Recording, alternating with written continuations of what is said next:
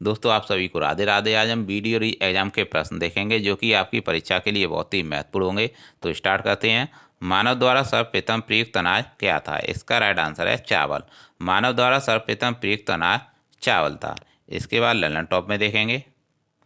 यकृत द्वारा बनाया पित्त पित्ताशय में किसके द्वारा पहुंचता है? सिस्टिक के द्वारा पित्त पित्ताशय में पहुंचता है। किस विटामिन को हार्मोन भी कहते हैं? विटामिन डी को हार्मोन भी कहते हैं। रेनिन का स्त्राव करने वाला अंग कौन सा है? आमाशय है। दोस्तों आर्कियोप्टेरिक्स किनका संयोजक था? यह सरीसृपों व पक्षियों का संयोजक था। समवर्ती अंग कौन से होते हैं? चमगादड़ के पंख व तितली के पंख को समवर्ती अंग कहते हैं। आगे देखेंगे। ईसाई धर्म के संस्थापक कौन थे? ईसा मसीहा थे। इस्लाम धर्म के संस्थापक कौन थे? हजरत मोहम्मद थे। और नंद वंश का संस्थापक कौन था? महापदम नंद था। पाल वंश का संस्थापक कौन था? गोपाल था। और परमार वंश का संस्थापक उपेंद्र था। आगे देखेंगे। सबसे नया शास्त्रीय नृत्य कौन सा है? सत्रिया है। लाल कुर्ती दल का नेता कौन था? खान अब्दुल गफ्फार खान थे। इन्हीं को सीमांत गांधी के नाम से जानते हैं और भारत रत्न इनको दिया गया था। और लाल कुर्ती दल को ही खुदाई खिदमतगार के नाम से जाना जाता है। आगे देखेंगे। ओंकार वाट का मंदिर कहाँ स्थित है? यह कंबोडिया में स्थित है और कंबोडिया की राजधानी नोम पे है। प्रथम बौद्ध संगति कहाँ हुई थी? राजगृह में अजातशत्रु के शासनकाल में हुई थी। और दूसरी बौद्ध संगति कहाँ हुई थी दोस्तों? यह वैशाली में हुई थी और कालाशोक के शासनकाल में हुई थी। तीसरी बौद्ध संगति पाटलिपुत्र में हुई थी और यह अशोक के शासनकाल में हुई थी। किसके शासनकाल में? अशोक के शासनकाल में तीसरी बौद्ध संगति हुई थी पाटलिपुत्र में। चौथी बौद्ध संगति कुंडलवन में हुई थी और वसुमित्र के शासनकाल में हुई थी। आगे देखेंगे। बाल विवाह की प्रथा कब प्रारंभ हुई थी? गुप्त काल में प्रारंभ हुई थी। कब हुई थी? गुप्त काल में प्रारंभ हुई थी। संसार का सबसे बड़ा मरुस्थल सहारा मरुस्थल है और दक्षिण एशिया का सबसे बड़ा मरुस्थल तारका मरुस्थल है। गोबी मरुस्थल किस देश में स्थित है? यह मंगोलिया में स्थित है। नूबियन मरुभूमि, अलगेजिरा रेगिस्तान, ये दोनों सूडान में स्थित हैं। समुद्रगुप्त की सैनिकों की उपलब्धि का वर्णन उसके किस अभिलेख में उपलब्ध है? दोस्तों इसका राइट आंसर है एरर अभिलेख। समुद्रगुप्त की सैनिकों की उपलब्धियों का वर्णन उसके एरर अभिलेख में उपलब्ध है। दोस्तों सोनोरान मरुस्थल किस देश में स्थित है? यह मैक्सिको में स्थित है। पैटागोनिया मरुभूमि किस देश में स्थित है? यह पेरू में स्थित है। कहाँ पर है? यह पेरू में स्थित है पैटागोनिया मरुभूमि। टकला मकान मरुभूमि किस देश में स्थित है? यह चीन में स्थित है। आप इसे टकला मकान के नाम से भी याद रख सकते हो। कालाहारी मरुस्थल किस देश में स्थित है? यह बोत्सवाना में स्थित है। रब अल खाली सऊदी अरब का एक मरुस्थल है। किसका है? सऊदी अरब का एक मरुस्थल है रब अल खाली। मूल संविधान में कितनी अनुसूचियां थीं? 8 अनुसूचियां थीं। वर्तमान में कितनी हैं? 12 अनुसूचियां हैं। दोस्तों पानीपत की पहली लड़ाई बाबर से कौन पराजित हुआ था? इब्राहिम लोदी पराजित हुआ था। शेषासुरी का मकबरा सासाराम में है। अकबर का राज्याभिषेक कालानौर में हुआ था। गुरु अर्जुन देव किसके समकालीन थे? जहांगीर के समकालीन थे। किस राजपूत वंश ने अकबर के सामने समर्पण नहीं किया था? सिसोदिया वंश ने अकबर के सामने समर्पण नहीं किया था। किस मुगल शासक को आलमगीर कहा जाता है? औरंगजेब को आलमगीर कहा जाता है।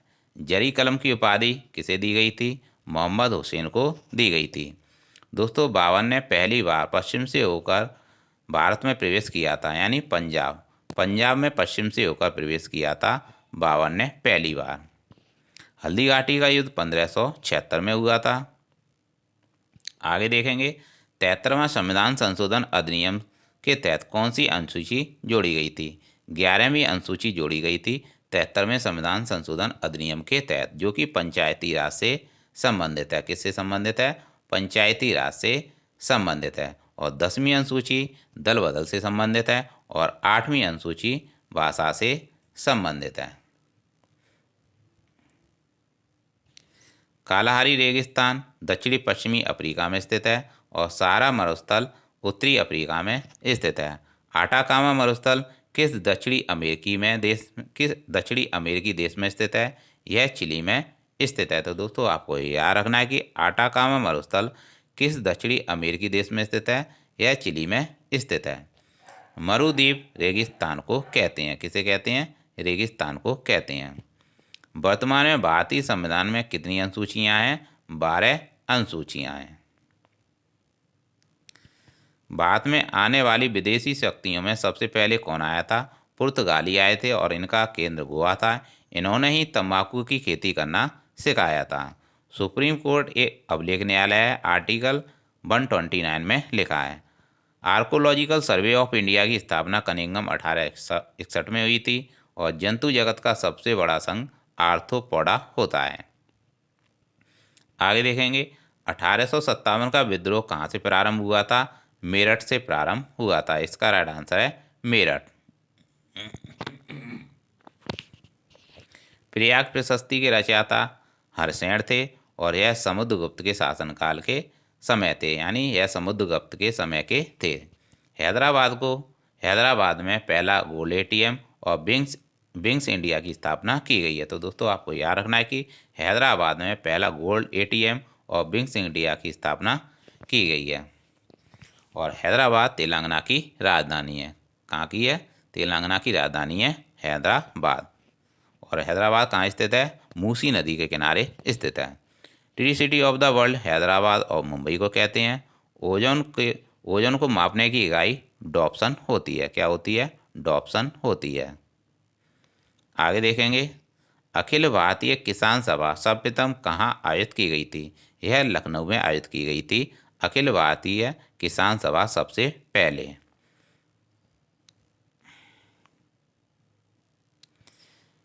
विश्व के शीत मरुस्थल को अन्य किस नाम से जाना जाता है? टुंड्रा के नाम से जाना जाता है। किस नाम से?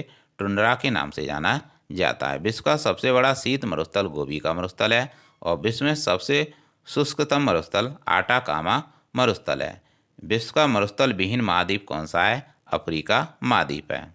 आगे देखेंगे मोपला विद्रोह का नेता कौन था? मुसली यार था। कौन था? मुसली यार था मोपला विद्रोह का नेता। गुलामगिरी के लेखक कौन था? गुलामगिरी के लेखक हैं ज्योतिबा फूले। कौन है? ज्योतिबा फूले। ऑस्ट्रेलिया एवं पापुआ न्यू गिनी को कौन अलग करता है? टोरस की जलसंधि अलग करती है ऑस्ट्रेलिया व पापुआ न्यू गिनी को। पाक जल संधि भारत और श्रीलंका को अलग करती है। किसे? भारत और श्रीलंका को अलग करती है। बेरिंग जलद मरुमध्य अलग करता है आर्कटिक महासागर को प्रशांत महासागर से। तो दोस्तों आपको याद रखना है कि आर्कटिक महासागर को प्रशांत महासागर से बेरिंग जलद मरुमध्य अलग करता है, यानी बेरिंग जल संधि अलग करती है आर्कटिक महासागर को प्रशांत महासागर से। बेरिंग जल संधि। मलक्का जल संधि अंडमान सागर तथा दक्षिणी चीन सागर के मध्य है। किसके मध्य है मलक्का जल संधि? अंडमान सागर और दक्षिणी चीन सागर के मध्य है। आगे देखेंगे मोपला आंदोलन कहाँ हुआ था? दोस्तों इसका राइट आंसर है मालाबार। मालाबार में मोपला आंदोलन हुआ था। कौन सी जल संधि अंतर्राष्ट्रीय तिथि रेखा के समांतर स्थित है? यह बेरिंग जल संधि है। कौन सी है? बेरिंग जल संधि है। विश्व की सबसे चौड़ी जल संधि कौन सी है? डेविस जल संधि है। तो दोस्तों आपको याद रखना है कि विश्व की सबसे चौड़ी जल संधि डेविस जल संधि है। बेरिंग जल संधि किन दो भागों को अलग करती है? एशिया और उत्तरी अमेरिका को अलग करती है। हार्मुज जल संधि ईरान एवं ओमान को, इन दोनों देशों को अलग करती है। कौन सी? हार्मुज जल संधि ईरान और ओमान को अलग करती है। आधुनिक युग का मनु किसे कहा जाता है? बाबा अंबेडकर को कहा जाता है। किसे? BR अंबेडकर को आधुनिक युग का मनु कहा जाता है। जिब्राल्टर जल संधि किन देशों को अलग करती है? स्पेन एवं मोरक्को को अलग करती है। इंग्लिश चैनल स्थित है इंग्लैंड एवं फ्रांस के बीच स्थित है। 10 डिग्री चैनल अलग करता है, अंडमान को निकोबार द्वीप से अलग करता है। ग्रेट चैनल ग्रेट निकोबार को सुमात्रा से अलग करता है। किसे? ग्रेट चैनल पृथक करता है, ग्रेट निकोबार को सुमात्रा से अलग करता है। आगे देखेंगे, सिखों के अंतिम गुरु कौन थे? गुरु गोविंद सिंह थे। कौन थे? गुरु गोविंद सिंह सिखों के अंतिम गुरु थे। ओजोन परत समताप मंडल में पाई जाती है। ये पराबैंगनी किरणों को रोकने का काम करती है। किन्हें? पराबैंगनी किरणों को रोकने का काम करती है ओजोन परत, जो कि समताप मंडल में पाई जाती है। ओजोन छिद्र की खोज फोरमैन ने की थी और मॉन्ट्रियल प्रोटोकॉल 16 सितंबर 1987 को कनाडा में ओजोन परत के संरक्षण के लिए हुआ था। किसके लिए?